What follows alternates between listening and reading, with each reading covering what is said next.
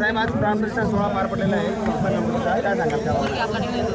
आज देशभरामध्ये गणेशोत्सवाचं गणरायाचं उत्साहात आगमन होतं आहे। त्याच पद्धतीने संभाजीनगरमध्ये आमचं ग्रामदैवत संस्थान गणपतीमध्ये सुद्धा आज आमच्या सर्वच आमदार असतील, लोक खासदार असतील, सर्वांच्या हस्ते आरती झालेली आहे। एक चांगली सुरुवात दरवर्षी इथून होते।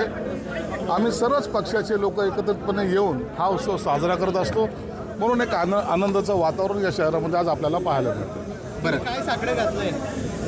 गणरायाला एवढं साकडं घातलंय की पाऊस चांगला झालेला आहे, परंतु शेतकऱ्याचा आता नुकसान होऊ देऊ नको, सर्वांना सुखी ठेव। गणराय स्वतःच विघ्नहर्ता आहेत, म्हणून या सर्वांची काळजी मला वाटतं गणराय घेतील। बरं, तुमच्या मागे बरेचसे विघ्न लागलेले आहेत, विघ्नहर्ता आहे, विघ्न हरतो हा? माझ्या मागं विघ्न लागलेले वगैरे नाहीत, काही लोकांनी लावायचा प्रयत्न केलेत, पण विघ्न हरतात ते सर्व आता काढून टाकेल। बरं, खैरे साहेब म्हटलेत की पुढच्या गणपतीपर्यंत आमचं सरकार येऊ शकतं, म्हणजे तुम्ही सत्तेच्या बाहेर जाल। खैरे साहेबाचं भाकीत त्यांनी केलेलं ते भाकीत आहे, ते कधी खरं होत नसतं।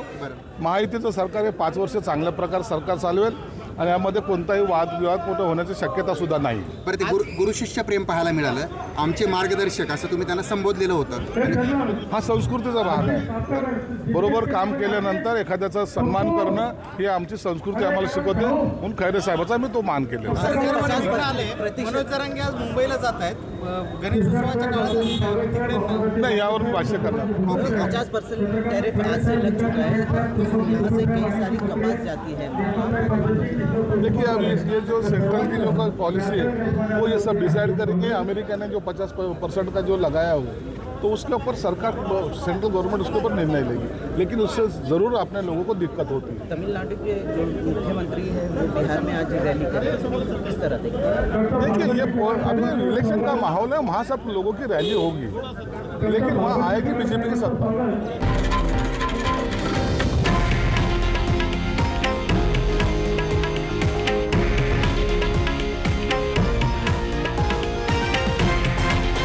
हे आहे देशातील नंबर 1 न्यूज नेटवर्क आणि आपण पाहत आहात TV9 मराठी, एकमेव।